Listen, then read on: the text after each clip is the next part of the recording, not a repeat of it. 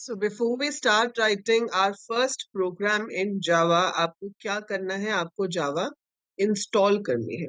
तो फीचर्स हमने डिस्कस किए थे पिछली क्लास में, और now the next thing is you have to install Java and you have to make your very first program in Java। ठीक है, तो Java इंस्टॉल करने के लिए आप डायरेक्टली JDK भी डाउनलोड कर सकते हो, या आप नेटबीन्स डाउनलोड करोगे तो उसके साथ JDK अपने आप डाउनलोड हो जाता है। तो अगर मैं यहाँ से JDK डाउनलोड करती हूँ तो मैं ओरेकल की साइट से जाके JDK डाउनलोड कर सकती हूँ। That is Java development kit. ठीक है, सो जावा डेवलपमेंट किट जो है, इसके अंदर आपका जावा का कंपाइलर और जावा का इंटरप्रेटर होता है। जब हम ट्रेडिशनल तरीके से जावा के प्रोग्राम्स बनाते थे तो हम प्रोग्राम को सेव करते थे नोटपैड में। नोटपैड में आपका प्रोग्राम सेव होता है as a dot Java file. तो आपने जो भी जावा का प्रोग्राम लिखा, I use to create it in any text editor basically, and सबसे सिंपल टेक्स्ट एडिटर होता है नोटपैड। तो इसमें आप अपने प्रोग्राम को सेव कर सकते हो एज डॉट जावा। फिर जब ये कंपाइल होता है तो बनता था एक प्रोग्राम जिसकी एक्सटेंशन होती थी डॉट क्लास। जैसे कि मेरा प्रोग्राम है F1 डॉट जावा, तो उसका F1 डॉट क्लास बनेगा जो कि आपका बाइट कोड होगा। F1 डॉट जावा आपका क्या था? Source code. फिर जाके वो इंटरप्रेट होता था तो आपकी एग्जीक्यूटेबल फाइल बनती थी जो कि शायद ऑब्जेक्ट होगी, and that is your object code, जो कि मशीन कोड होता है, और वो उसी मशीन पर एग्जीक्यूट होता है जहां पर कन्वर्ट हो रहा है। That's why Java is your highly portable language. तो इनके लिए हम कमांड्स लिखते थे। डॉस प्रॉम्प्ट पे आप लिख सकते थे जावा सी स्पेस F1 डॉट जावा। सो जावा सी F1 डॉट जावा से आपकी ये फाइल क्रिएट हो जाती थी, और फिर जावा आपके इंटरप्रेटर का नाम है। आप लिखते हो जावा F1 और उससे आपका प्रोग्राम एग्जीक्यूट होके आपको रिजल्ट दिखा देता था। ये कमांड्स हम कहाँ लिखते थे? कमांड प्रॉम्प्ट पे, मतलब डॉस में। सो जो आपका डिस्क ऑपरेटिंग सिस्टम का कमांड प्रॉम्प्ट होता है, वहां पर ये कमांड्स लिखी जाती है। आजकल हम इस तरीके से नहीं करते हैं। अगर आप VS कोड में भी कर रहे हो तो उसमें भी आपको टर्मिनल नाम की ऑप्शन आती है, आपने देखा होगा। मैकबुक में भी हम कमांड प्रॉम्प्ट को टर्मिनल कहते हैं।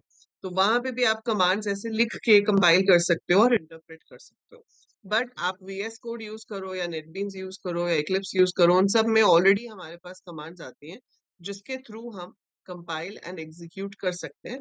आपको ऐसे अलग से लिखने की जरूरत नहीं है, पर आपको पता होना चाहिए कि ये कमांड्स होती हैं कंपाइल करने के लिए और रन करने के लिए। This is the method how we do it, right? So depend करता है कि आपके कॉलेज में, आपकी यूनिवर्सिटी में आपको कौन सा सॉफ्टवेयर है जिसके थ्रू करवा रहे हैं। ठीक है, नेटबीन्स काफी हाफ हैवी सॉफ्टवेयर है। सो नेटबीन्स अगर हम डाउनलोड करते हैं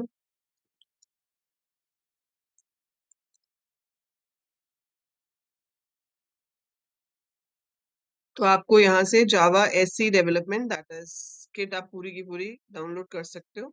ये आपका अपाचे से भी हो जाएगा और यहाँ से भी हो जाएगा। So it's totally up to you, आप जहाँ से भी डाउनलोड करना चाहें यू कैन डाउनलोड इट। तो आपको यहाँ पर क्या करना है,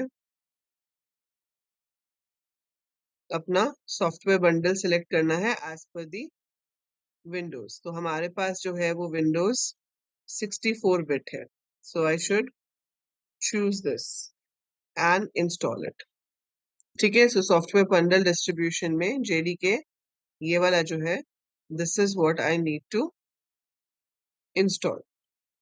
सो आप ऐसे ही अपना ऑपरेटिंग सिस्टम देखेंगे और ऑपरेटिंग सिस्टम के बेसिस पे you will download it and you will install it, right? So it's for Microsoft Windows. ये आपका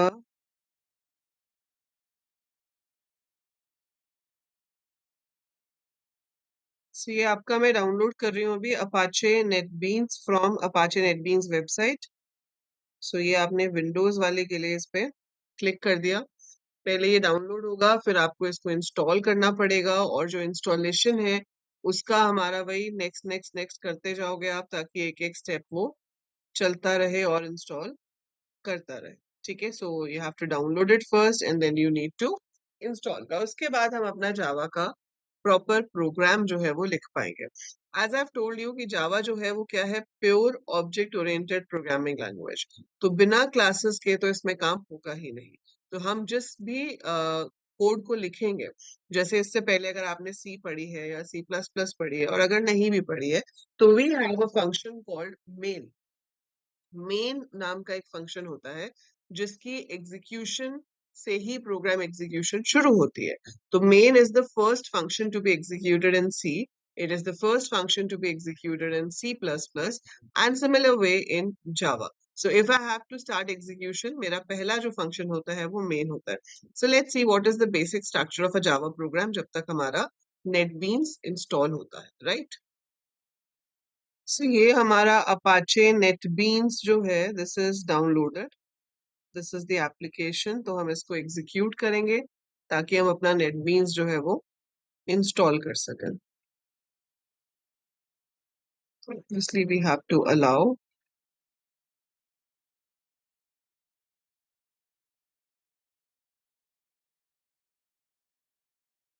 अच्छा, हमें जेडीके पहले से इंस्टॉल करना पड़ेगा, ठीक है। तो आप पहले जेडीके इंस्टॉल करेंगे यहाँ से, ठीक है, और उसके बाद आपको इसको एग्जीक्यूट करना है। इसने साथ में जेडीके डाउनलोड नहीं किया, ठीक है। तो चलो वो सेटअप मैं आपका साइड बाय साइड करती हूँ। First let me explain you how to write a very basic program in Java, ठीक है। तो अगर आपको एक बेसिक कोड लिखना है जावा में, तो आप कैसे लिखोगे? अब जावा में जब आपको कोड करना होता है, so what we do is, हम यहाँ पर शुरू ही किससे करते हैं? क्लास से। सो आपने पहली चीज ही क्या लिखी? क्लास। तो क्लास से ही मैं अपना प्रोग्राम जो है वो शुरू करूँ, ठीक है। सो आपने लिखा क्लास। क्लास के बाद जो भी क्लास का नाम आप देना चाहते हो वो आप यहाँ पर दे सकते हो। हम नेम कह सकते हैं, टैग कह सकते हैं, आइडेंटिफायर कह सकते हैं, whatever you give, बट इसमें आपको जो नाम देना है उसमें रूल्स जो है वेरिएबल्स के वो सेम रहते हैं जो अदर प्रोग्रामिंग लैंग्वेजेस में भी हैव, कि इसमें स्पेशल सिंबल्स यूज नहीं हो सकते एक्सेप्ट अंडरस्कोर। आप अल्फाबेट्स यूज कर सकते हो, डिजिट्स यूज कर सकते हो, keywords can not be used. Digit use हो सकते हैं but not at the very first place, तो पहला लेटर जो है वो डिजिट नहीं हो सकता। Then we will start curly bracket, class name tag. अभी हम यहाँ पर क्या बनाएंगे? सिर्फ एक फंक्शन जिसका नाम होगा public static void main. So public static void main, और राउंड ब्रैकेट के अंदर हम लिख रहे हैं string args, square bracket, bracket close, और इस कर्ली ब्रैकेट के अंदर आपका कोड आएगा। तो अब मैं आपको एक एक करके इन सारे कंसेप्ट का मतलब बताती हूँ जो जो मैंने लिखा है। अब इसमें क्या है कि भाई आपको प्रोग्राम बनाना है तो क्लास तो बनानी पड़ेगी, सो इसलिए कीवर्ड है class. Java is a case sensitive language, तो जो स्मॉल में है वो स्मॉल में लिखना पड़ेगा, जो कैपिटल में है वो कैपिटल में लिखना पड़ेगा, ठीक है। सो आपने क्लास को स्मॉल लेटर्स में लिखा, देन आपको क्लास का नाम देना है। जावा जो नेमिंग कन्वेंशन यूज करती है, कन्वेंशन का मतलब जो आपको करना चाहिए, उसके हिसाब से आपके क्लास के नाम का फर्स्ट लेटर कैपिटल होना चाहिए, rest of the letters should be small. और अगर एक से ज्यादा वर्ड्स हैं तो हर वर्ड का फर्स्ट लेटर कैपिटल होना चाहिए, ठीक है। सो हम यहाँ पे क्लास का नाम देंगे। ये आपको एज इट इज लिखनी है लाइन, ठीक है। जैसे नेटबीन्स इक्लिप्स में तो ये लाइन पहले से लिखी हुई आती है, आप सिर्फ यहाँ पर अपना कोड लिखना शुरू कर सकते हो, ठीक है। But you should know what do we mean by this line. So देखो यहाँ पर क्या है, public static void main string args, इसमें सिर्फ ये एस है जो कैपिटल है, रेस्ट एवरीथिंग इज स्मॉल। सिर्फ ये एस जो है वो आपका कैपिटल आएगा। मेन क्या है? Main is your startup function, जहां से वो आपके प्रोग्राम एग्जीक्यूशन को बिगिन करता है, ठीक है। So if I don't have a main, my program is not going to execute by default, right. So startup function is there, ये होगा मेन, तभी मेरी प्रोग्राम एग्जीक्यूशन शुरू होगी, ठीक है। तो वो कैसे कॉल करता है? आपका ऑपरेटिंग सिस्टम जो भी आपका क्लास का नाम है, डॉट मेन इज कॉल्ड, ताकि एग्जीक्यूशन शुरू हो। तो ये मेरे स्टार्टअप फंक्शन का नाम है। अब इससे पहले तीन कीवर्ड्स है यहाँ पे। अब इन तीन कीवर्ड्स का क्या मतलब है? पब्लिक का मतलब है कि this function can be used outside the class. Obviously ये इस फंक्शन को कॉल करेंगे हम क्लास के बाहर से, अगर ये पब्लिक नहीं होगा तो ऑपरेटिंग सिस्टम उसको कॉल ही नहीं कर पाएगा। So it has to be defined as public. So public, so that it can be accessed outside the class. It can be accessed outside the class. Then comes void. Void का मतलब होता है nothing. It's basically a data type. So normally जब functions बनते हैं उनका purpose होता है कि वो एक काम करे और एक value को return करे. So अगर आपका function integer return करता है तो हम इसके आगे int लिखते हैं। अगर मेरा फंक्शन स्ट्रिंग रिटर्न करता तो मैं स्ट्रिंग लिखती, फ्लोट रिटर्न करता तो मैं फ्लोट लिखती, बट यहाँ पर main is suppose to not return anything. So main यहाँ पे कुछ भी रिटर्न नहीं करेगा, we don't have to return anything है। सिंस आपको कुछ भी रिटर्न नहीं करना है, इसलिए इसका रिटर्न टाइप जो है वो आप लिखोगे void. So void is the return type over here. अब स्टैटिक कीवर्ड अगर आपने पहले सी प्लस प्लस पढ़ा हुआ है तो आपको थोड़ा समझ आ सकता है, अदरवाइज लेटर हमें ज्यादा अच्छे से समझ आएगा। अभी आप सिर्फ इसका ब्रीफ मतलब समझ लो कि जब हम ऑब्जेक्ट ओरिएंटेड प्रोग्रामिंग करते हैं तो जब भी एक क्लास क्रिएट होती है उसके अंदर के फंक्शंस कॉल करने के लिए उसका ऑब्जेक्ट बनाना पड़ता है। ठीक है, जैसे ये क्लास आपने बनाई, इसका ऑब्जेक्ट बनेगा तो जाकर हम उसके अंदर के फंक्शन को कॉल कर पाएंगे। ठीक है, so we make a class, then we make an object inside it, और उस ऑब्जेक्ट के थ्रू आप फंक्शन को कॉल करते हो। बट स्टैटिक फंक्शंस ऐसे फंक्शंस हैं जो डायरेक्ट क्लास के नाम के साथ कॉल हो सकते हैं, उन्हें ऑब्जेक्ट की जरूरत नहीं है। So these are those special functions which can be called directly using name of the class without requiring any object. ठीक है, इसको आप डिटेल में बाद में समझ पाओगे, बट अभी के लिए क्या समझना है कि those functions which can be called directly using name of the class. So those functions which can be called using class, they don't depend on the object. तो ऑब्जेक्ट बनाने की जरूरत नहीं है, क्योंकि ये मेन तो तभी कॉल होता है जब इसका कोई ऑब्जेक्ट बना भी नहीं होगा, सीधा क्लास के नाम के साथ कॉल हो जाएगा, इसलिए इसको हमें स्टैटिक देना पड़ता है। सो पब्लिक स्टैटिक वॉइड मेन। अब ये स्ट्रिंग आर्ग्स क्या है, जैसे मैंने आपको बताया कि जावा का प्रोग्राम हम कमांड लाइन से एग्जीक्यूट कर सकते हैं। सो अगर आप कमांड लाइन से एग्जीक्यूट करते हुए कुछ वैल्यूज पास करते हो उसको, तो वो इस एरे में रिसीव होती है। एरे किस टाइप का है? स्ट्रिंग टाइप का। String is a data type in Java that means collection of characters. तो इसमें कुछ भी आ सकता है, एस कैपिटल लिखेंगे आप स्ट्रिंग का। आर्ग्स की जगह पे कुछ और नाम देना चाहो तो दे सकते हो। वैसे ये जो आर्ग्स है इट रिप्रेजेंट्स आर्ग्यूमेंट्स, मतलब आप क्या वैल्यूज रिसीव कर रहे हो, और ये स्क्वायर ब्रैकेट रिप्रेजेंट करती है एरे। एरे का मतलब है collection of values, so we can have more than one values in this in the form of an array. ठीक है, तो स्ट्रिंग जो है that is a collection of characters, and args जो है it is a collection of strings which might have something, might not have anything. अगर कुछ पास नहीं हो रहा है तो ये खाली होगा एरे, और अगर पास हो रहा है तो वो वैल्यूज इस एरे में आ जाएंगे, जिनको अगर हम चाहें तो कोड में यूज कर सकते हैं। धीरे धीरे आपको ये सारी चीजें यूज करनी आएंगी, बट ये ऐसी चीज है जो हर प्रोग्राम में लिखी ही होगी। ठीक है, ये तो लिखी ही होगी, इसके बिना तो कोड बनता ही नहीं है। सो हम हर प्रोग्रामिंग लैंग्वेज में एक पहला प्रोग्राम करते हैं जिसे कहते हैं हेलो वर्ल्ड प्रोग्राम, है ना। सो अब हेलो वर्ल्ड अगर आपको पाइथन में प्रिंट कराना है तो आप सीधे लिख देते हो प्रिंट हेलो वर्ल्ड, काम खत्म। लेकिन जावा में ऐसा नहीं है। सो अगर मैं कंपेयर करूं सी, सी प्लस प्लस, पाइथन, जावा, तो सबसे लंबा कोड जो है वो आपका जावा का ही होगा जिसमें आप ये कर पाओगे। तो मैंने यहाँ पर क्लास बनाई, नाम दे दिया फर्स्ट। इसके अंदर मैंने बनाया public static void main string args, और इसके अंदर मैंने लिखा system dot out dot println, and हम hello world की जगह लिखते हैं hello AL coders, and then close this. Now this file will be saved as first dot java. So ये फाइल आपकी सेव होगी first dot java. So file is saved as first dot java. ठीक है, सो ये आपकी file save हो जाएगी। जब ये कंपाइल होगा तो आपके पास फाइल बनेगी फर्स्ट डॉट क्लास, और फिर वो जाकर आपकी एग्जीक्यूट होगी। ठीक है, अब ये system dot out dot println command जो है ये क्या कर रही है, देखो। जैसे हमारे पास पाइथन में प्रिंट होता है, सी में प्रिंट एफ होता है, सी प्लस प्लस में सी आउट होता है, वैसे यहाँ पर सिस्टम एक आपके पास प्री डिफाइंड क्लास है, उसके अंदर आउट नाम का एक ऑब्जेक्ट है, और उसके अंदर एक फंक्शन है जिसका नाम है print L N. Print L N की हेल्प से हम प्रिंट करा सकते हैं। जस्ट या सो यहाँ पर आपके पास फर्स्ट डॉट क्लास जो है वो एग्जीक्यूट होगा, इंटरप्रेटर में कन्वर्ट होगे, ठीक है। System dot out dot println में आप जो भी लिखोगे, जो भी आपकी राउंड ब्रैकेट्स के अंदर होगा, that will be printed as it is, जो डबल कोट्स में है। सो डबल कोट्स के अंदर स्ट्रिंग लिखी जाती है, सो string is given in double quotes. तो यहाँ पर डबल कोट्स है, यहाँ पे डबल कोट्स है। हेलो एएल कोडर्स हम प्रिंट करेंगे तो स्क्रीन पे प्रिंट हो जाएगा hello AL coders. So it will print hello AL coders on the screen like this. ठीक है, तो ये आपके पास यहाँ पर प्रिंट हो गया।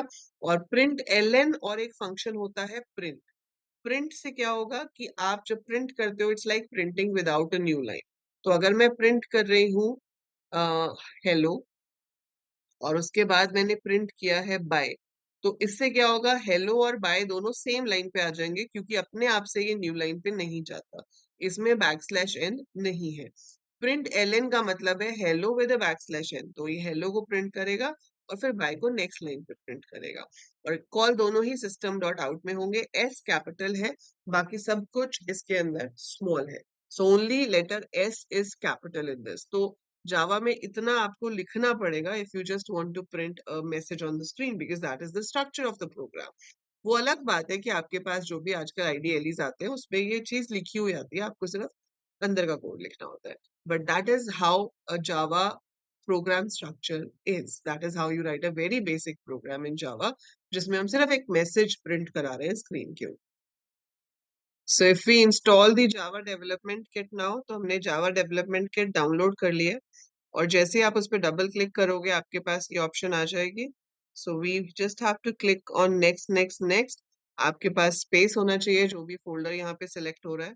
सो हम उसके अकॉर्डिंगली अपना नेक्स्ट नेक्स्ट करते जाएंगे and it should keep installing our Java development kit. So ये आपका जावा डेवलपमेंट किट जो है वो इंस्टॉल हो जाएगा। It's successfully installed.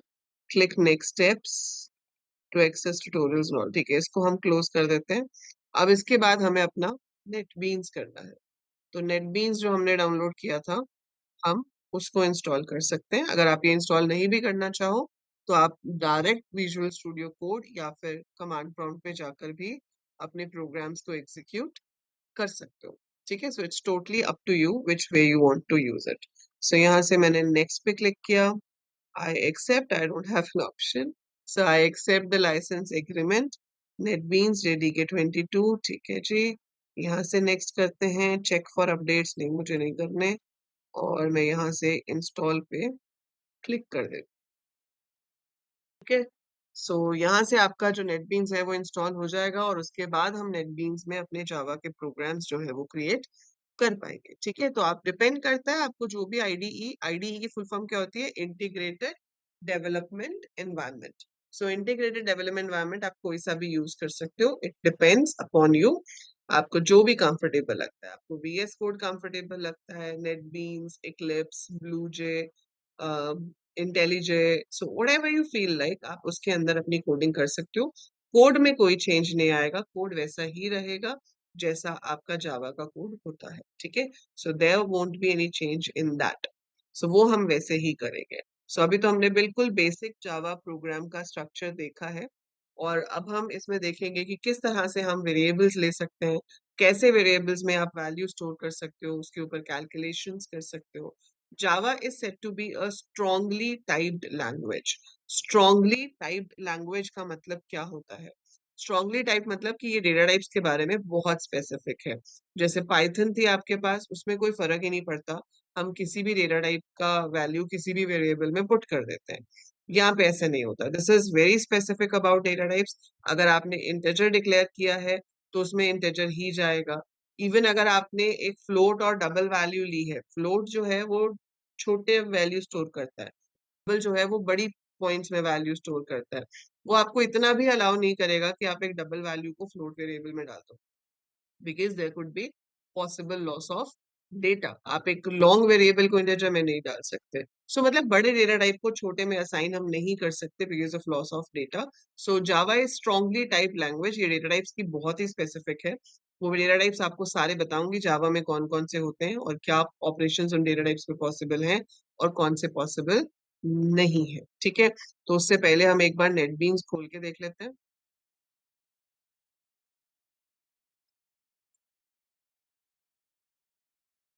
सो ये आपका नेटबीन्स का फर्स्ट स्क्रीन दिख रहा है, नेटबीन्स आईडीई।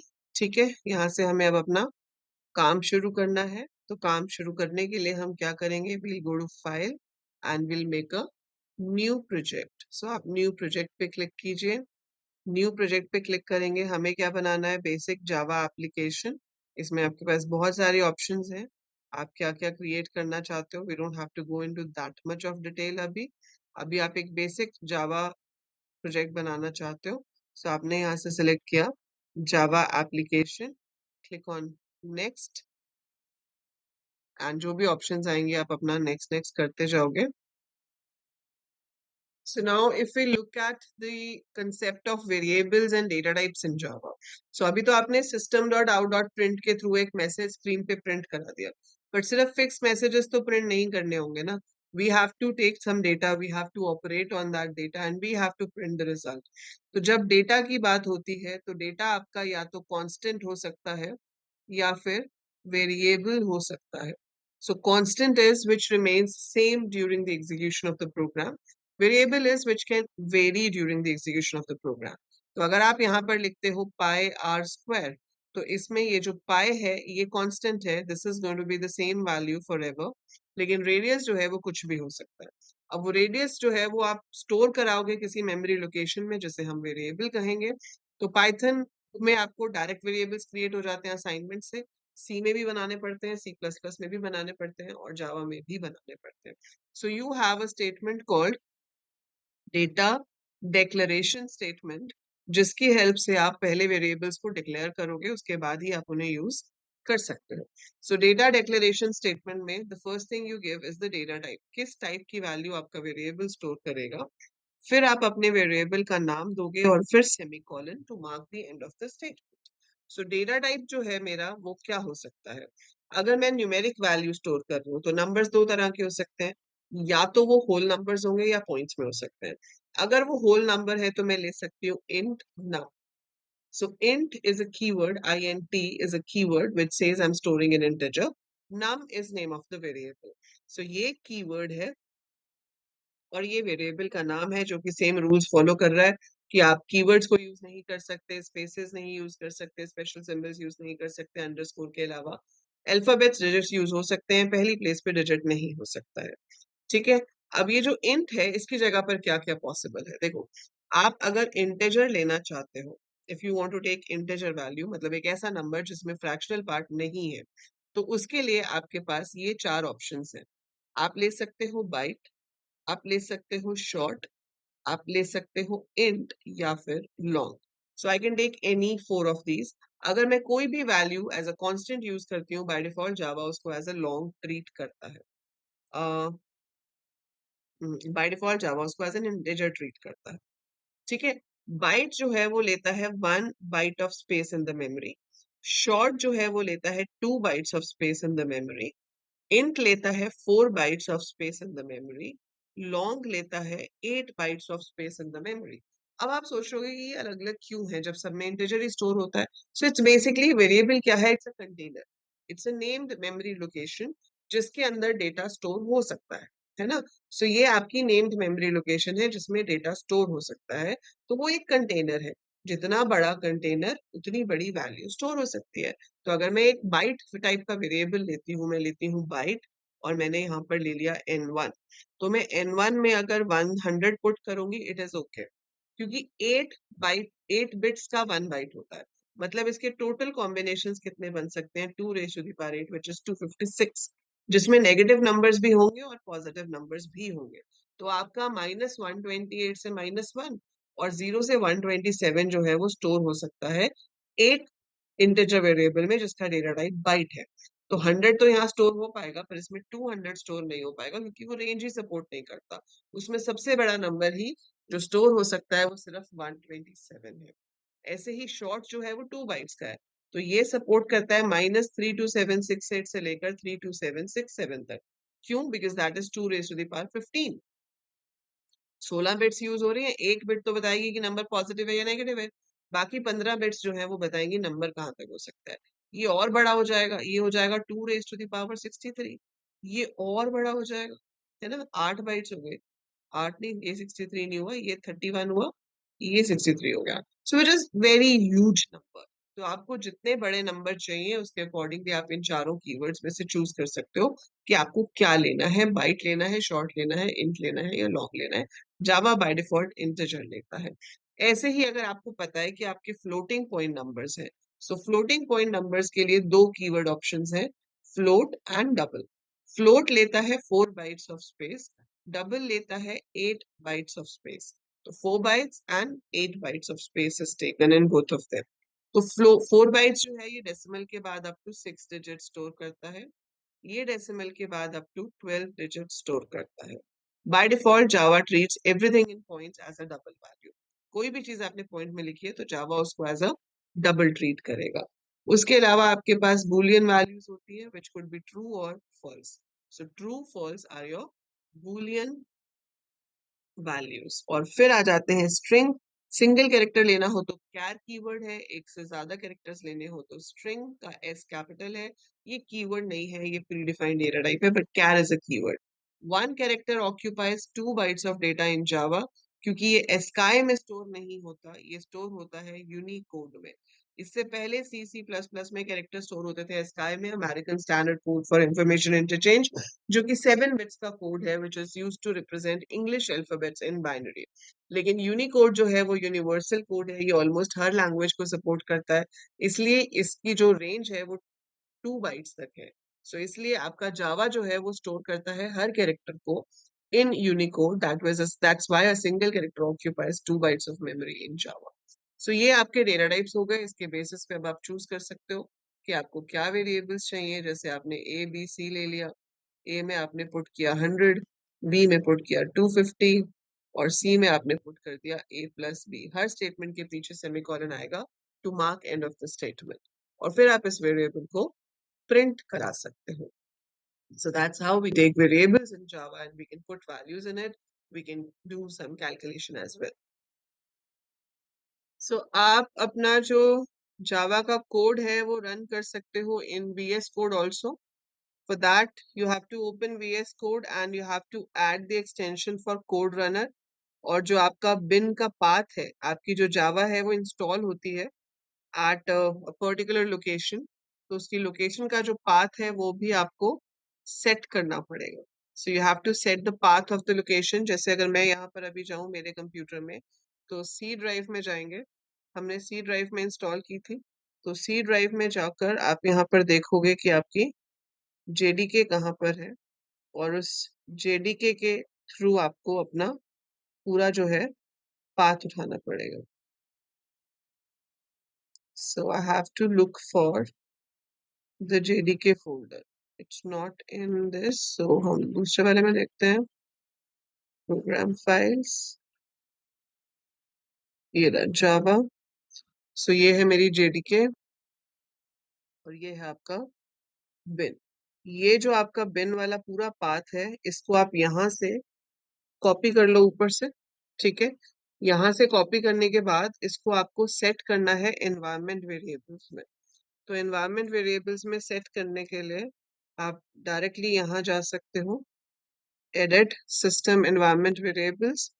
इसके अंदर हम जाएंगे यहाँ एनवायरनमेंट वेरिएबल्स के ऊपर, और यहाँ पर आपको न्यू पाथ ऐड करना है। तो ये जो पाथ है मेरा, इसको मैं एडिट करूंगी और इसके अंदर और भी दूसरे सॉफ्टवेयर के पाथ्स हैं।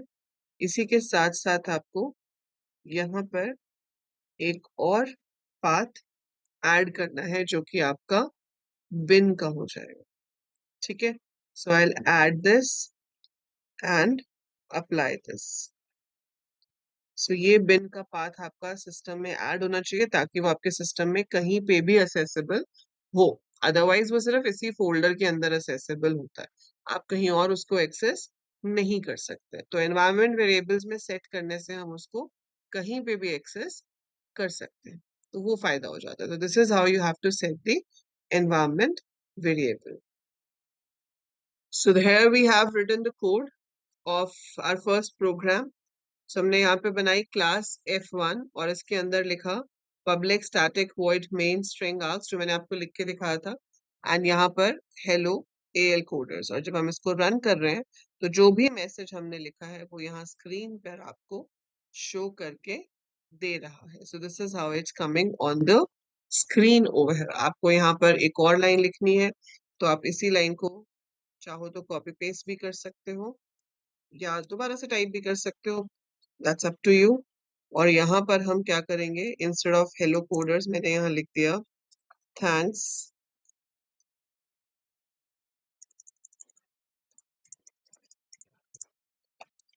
Thanks for visiting. और मैं इसको फिर से रन कर देती हूँ तो मेरे पास यहाँ पर दो लाइंस आउटपुट में आ जाएंगी, hello AL coders and thanks for visiting. वो बाय डिफॉल्ट नेक्स्ट लाइन पे आ रहा है अपने आप, क्योंकि प्रिंट LN है। प्रिंट LN का मतलब ही यही होता है कि आपको नेक्स्ट लाइन पे जाना है। ठीक है, मैंने यहाँ पर वेरिएबल्स ले लिए and you want to put some values in the variables, तो आप वो भी कर सकते हो। Every statement is having a semicolon at the end to mark the end of the statement। और इसमें जब हम प्रिंट कराएंगे तो वेरिएबल को प्रिंट करते टाइम उसको डबल कोट्स में नहीं लिखा जाता। तो अगर आप C की वैल्यू प्रिंट कराना चाहते हो तो आप C को डबल कोट्स में नहीं लिखोगे। सो जब डबल कोट्स में वो चीज आती है जो आपकी सेम होती है, which is same, that does not change. पर अगर वेरिएबल है तो it has to be without the double quotes. जैसे यहाँ पर 400 आ गया, आप यहाँ पे प्रिंट करना चाहते थे सम ऑफ 100 एंड 300 इज 400, सो वो यहाँ कंकैटिनेशन से होता है। आप लिखोगे सम ऑफ डबल कोट्स में, फिर प्लस का साइन दोगे, फिर A लिखोगे, फिर प्लस का साइन दोगे, फिर लिखोगे एंड, फिर आपको चाहिए B की वैल्यू कंकैटिनेट हो जाए, फिर इज और फिर प्लस का साइन देके C। So sum of A and B is C। आपने एक एक स्पेस जो कोट्स के अंदर दिया है वो उस स्पेस को भी कंसिडर करेगा एंड अकॉर्डिंगली आपका जो मैसेज है वो यहाँ पर प्रिंट होगा।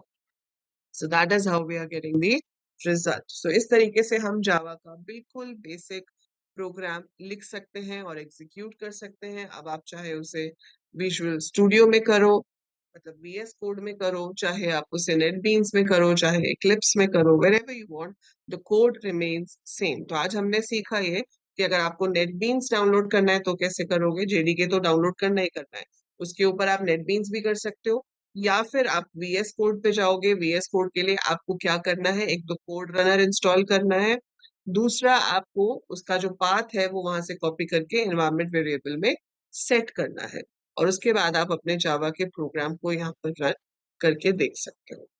Fine, so that's how we make and execute a very basic program in Java language।